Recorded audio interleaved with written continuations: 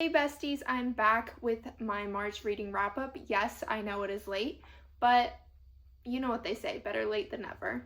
I have 16 books that I read, so we're gonna go over them and I'm gonna give you my thoughts and feelings on them. So I did start the month out with Tower of Dawn. This is my third time reading it. And of course I enjoyed it. I love Kel's story so much. I feel like we get so much personal growth from him. This is the 7th book in the Throne of Glass series. If you haven't read that series, I don't know what you're doing. You need to go start it now because it is my favorite series of all time. This one specifically is about Kale's journey,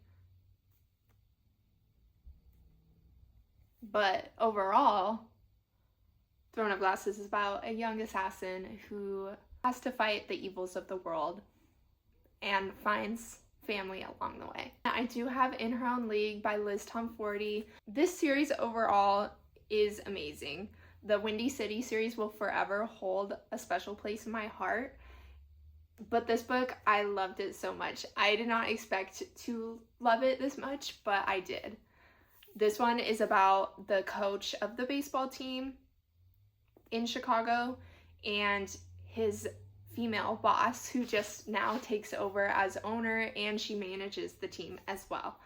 And you see their love-hate relationship, the push and pull of like him being the employee and like her being the boss.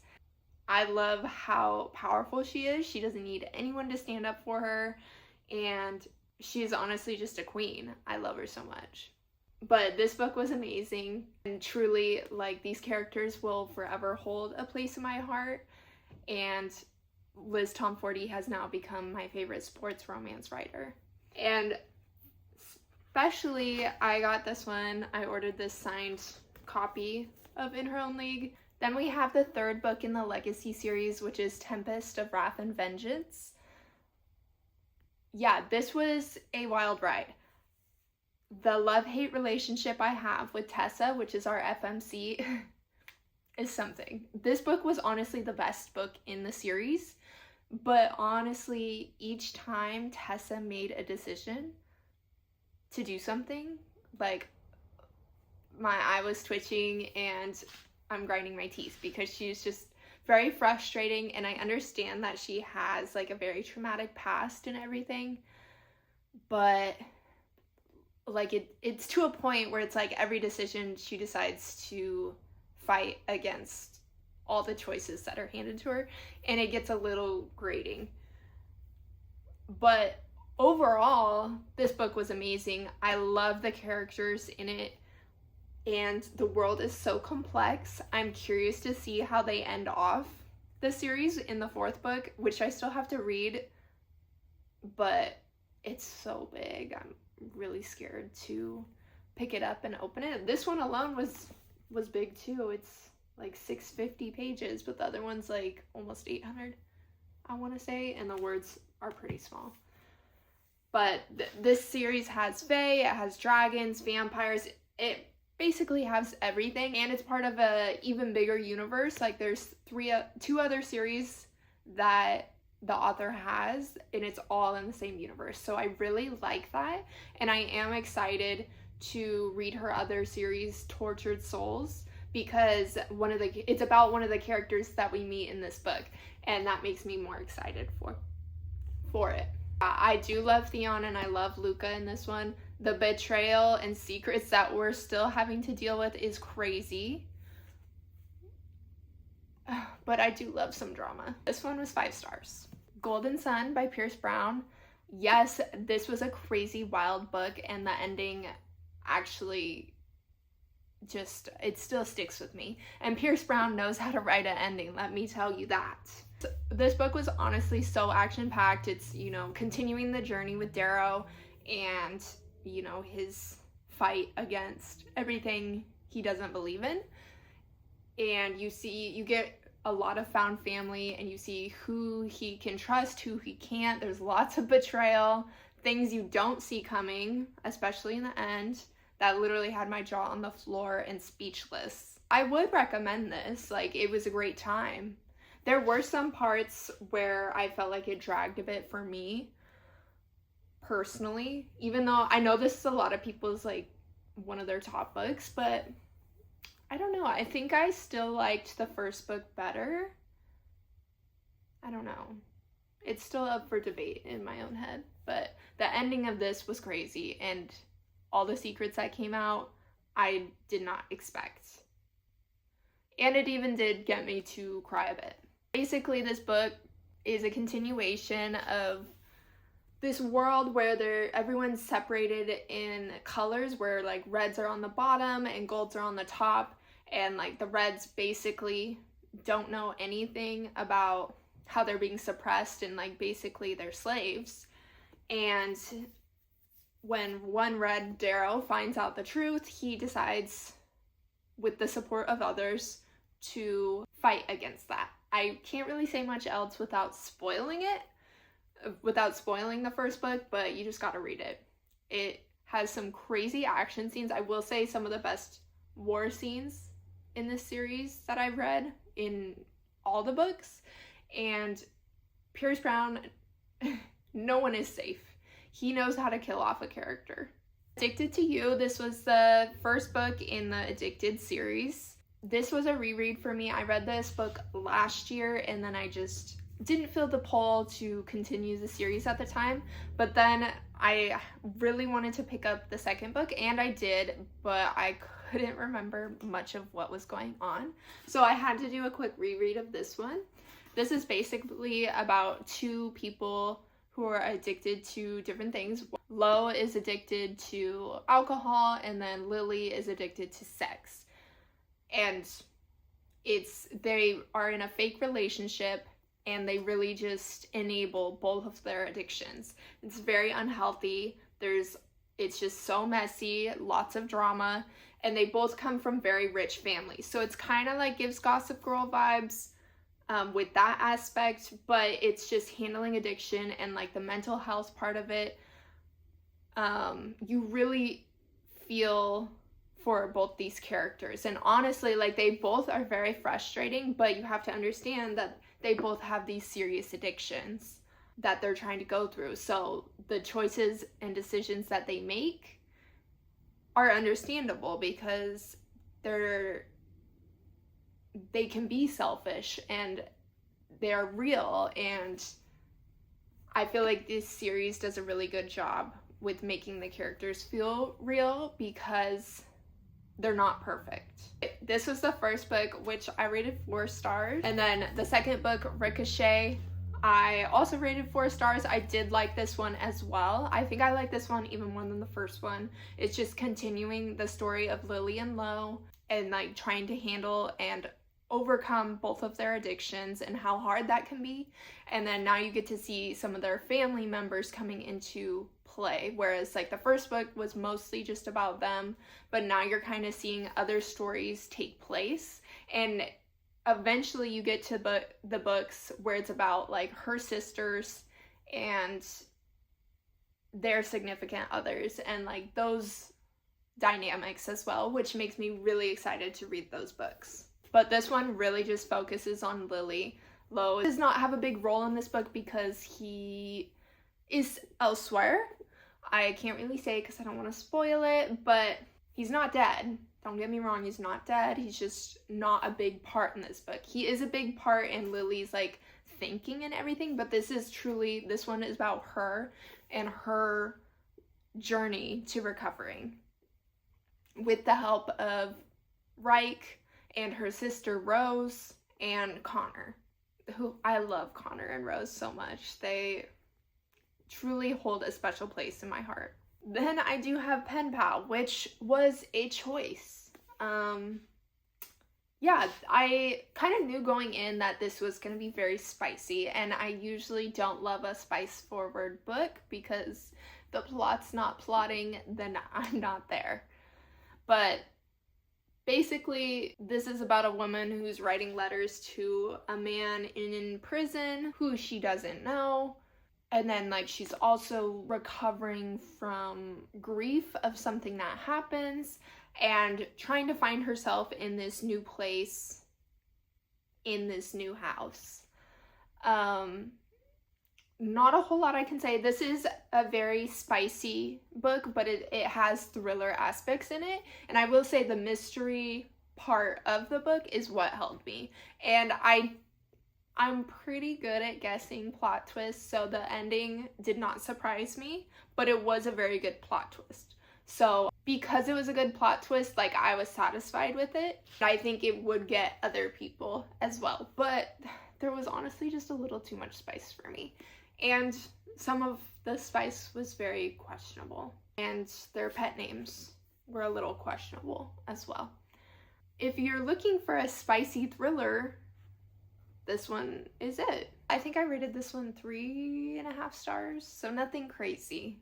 Would I reread it? No. Then I do have another 5-star, which this was a very anticipated read for me, and I buddy read it with one of my besties. This is Bonds of Hercules, and it is the second book to Blood of Hercules, which is a Greek mythology-based fantasy romance, and it's a reverse harem, which I do love.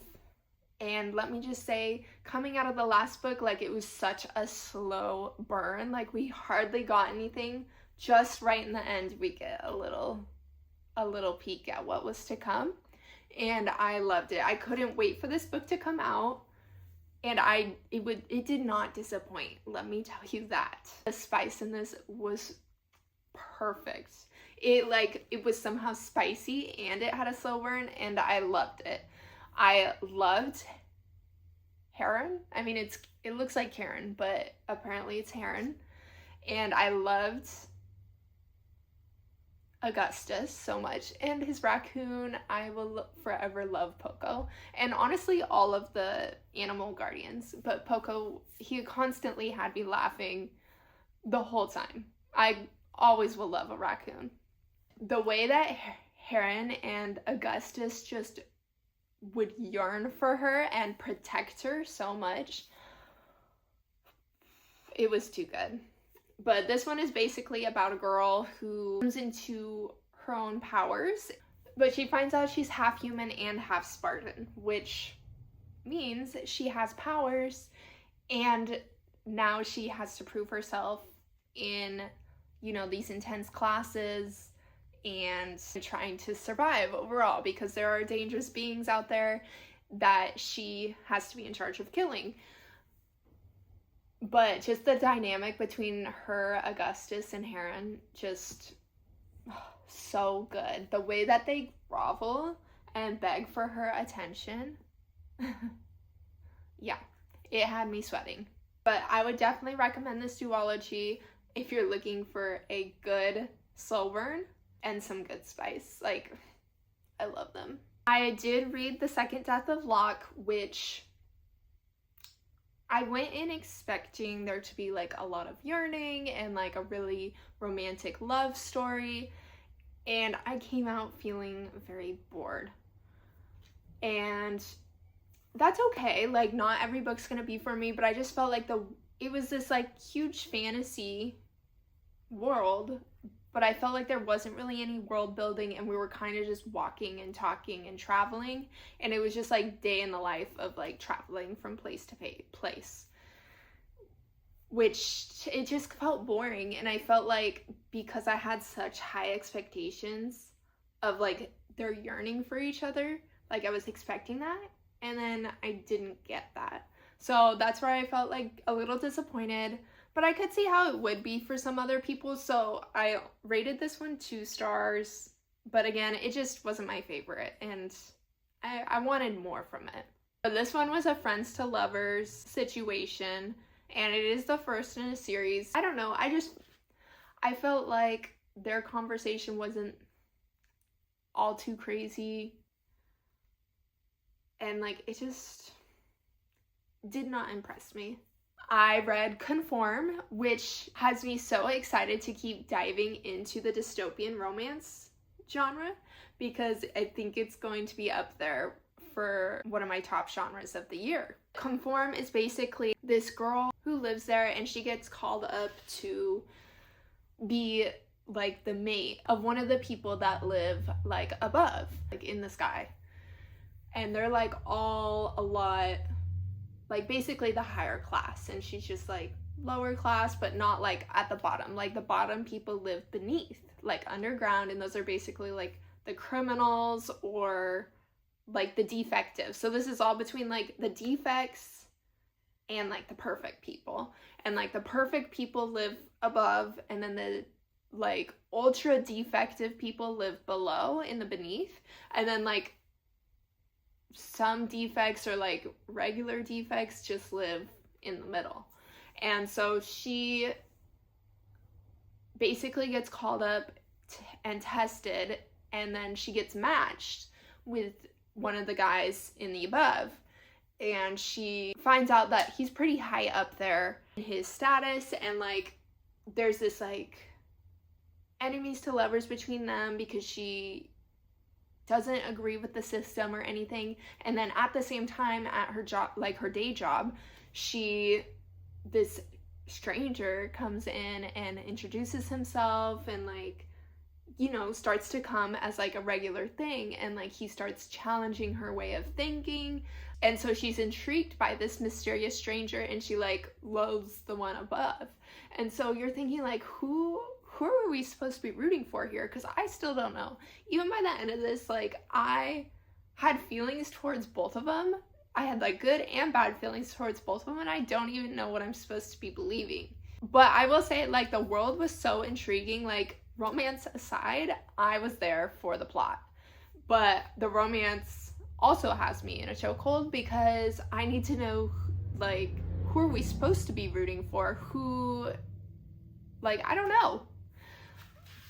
But I still have to read the Beneath prequel, which I know is about different characters. But I am excited for that because I do like the writing of this author. This one was a 5 stars, so I would definitely recommend it. Fake Skating, yes, I did love this one. It's a Lynn Painter book. She does really good contemporary romance, young adults. Fake Skating, yes, I did love this one. It's a Lynn Painter book. She does really good contemporary romance, young adults. This one was more towards adult, but like there was not really any spice in it. But I just love her books. Like they just make you feel like very rom-com romance. It's a good palate cleanser between like reading these intense fantasy worlds or spicy books. Like it's just good to wipe the slate clean. But this one is about 2 really good friends growing up, and then I want to say the girl moves away, and how they left was not amicable, or like they had kissed and then one was ignoring the other, and then now there's just this hatred towards each other because they think that they hate each other. There's just no communication. She moves back and he's like, no, I hate her, like I don't want anything to do with her. And she feels the same way. She's like, he didn't contact me in the whole time I was gone, like I don't know, our friendship was nothing after all that time. And like they were really good friends and like almost lovers at that point.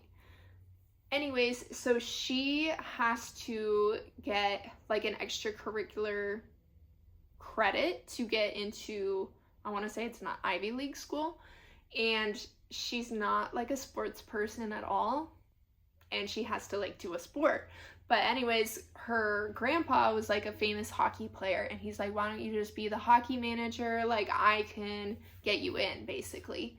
And so she decides to become the hockey manager because she literally has no other options.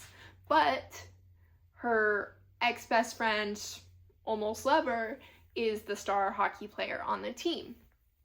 And then, you know, something happens that puts them in a compromising position, and then they have to start fake dating, which is one of my favorite tropes. Start fake dating, and you know how that goes. And then eventually the secrets come out about what happened, what really happened, and why there was no contact for so many years. And it warmed my heart. I did enjoy this book. It was 4 stars to me. Then we have For the Fans, which is an football romance. I was looking for a good football romance and it just wasn't hitting. So this is where my friends led me. They're like, I mean, there is football in it. And there was a good amount of football, more than they even remember there being, which I enjoyed. But this one is about two stepbrothers, like completely not related, didn't even grow up together. Basically, their parents got married like as they were about to leave high school or around that time. Like, they're much older, but they hate each other, like just going at it for years. And then they're in college and the parents run into money troubles, so they're gonna have to start paying for things on their own, and like housing and stuff, and like potentially even college. One of them is like this super fun, fruity guy named Avi, and his friend gets him into doing OnlyFans with her. And then she's like, oh, we should get a third person in here because that'd be fun, and like that's what the viewers want. At this party, they ask stepbrother Kyron. There's just a lot of tension with them. It was an insane scene that will forever just live rent-free in my head. Then the fans want more, and it's always just for the fans. And Kyron's on the football team, so that's kind of like where the football part comes in. And Avi is the mascot. So we get that football aspect, and then it's honestly a really spicy book, but I did love it because the plot was the spice, or the spice was the plot. And yeah, they just continue. He's like, oh, like, let's keep making videos on our own. Like, the fans really love it. Like, we'll make lots of money doing this. And then Kyron, like, reluctantly, he agrees, of course. And he's like, oh, for the fans. Like, I can't even tell you how many times I read, oh, it's just for the fans. And every time, it just made me laugh. They just continuously do things, and they slowly, like in each video, like they're progressively gaining more access to each other's bodies. Like, they're just unlocking new activities, let's put it at that, until like sometimes the cameras aren't rolling, or like there just will be tension when they're at a party, and like they find themselves alone in dark corners, and like it's very fun. And I thoroughly enjoyed it. This one was 4.5 stars for me. And I would recommend it if you're looking for a spicy MM romance. You know, as I said, I was in my football journey. I read the cheat sheet. This one did fall flat for me though. I rated it 3 stars. It just felt very unrealistic and like cheesy and corny to me. This is about 2 friends who have been like lifelong friends, and they both like have this like longing crush for each other, but they're both in so much denial, like, no, if I ever admitted my feelings, like they would deny me. And I'm like, guys, we're like late in college, like what are we doing? Just get it out there. Like, one is dating people like consistently, but he also just allows his girl like friend to come in at any time and hang out, which obviously makes said girlfriends annoyed. But it just didn't feel realistic at all, and it was just too cheesy for me. And then even once they like, it was fake dating, and then eventually they did get together, and even when they were in a relationship, like, it just was so cheesy, and I just, no. And I read A Vow and Vengeance, which was a very unique world. This revolves around tarot cards, and like whatever tarot card like the person pulls for their magic, like that is their magic. And this girl gets picked, and then she finds out that she has all of the magics, and she's in enemy territory, and she's finding out all these secrets and about like the truth of what actually happened to her family and everything. And it was just refreshing. Like, I feel like so many times like romantic worlds, like they kind of start to feel the same, but I liked the tarot card magic system, and I think it kept me very interested. And it was in an academy setting. So it's like she's going to school to learn like how to use her power, what each of the tarot cards mean, and, you know, overall just making friends. And of course, you know, she's in a fake dating situation as well. Can you tell I just love fake dating? But she's in a fake dating relationship as well with her enemy's son. So it's very fun. The banter was amazing. I listened to the audiobook for this one, and it is a duet, so made it 10 times better, but their banter was so good. Like the chemistry and banter alone, I was constantly giggling.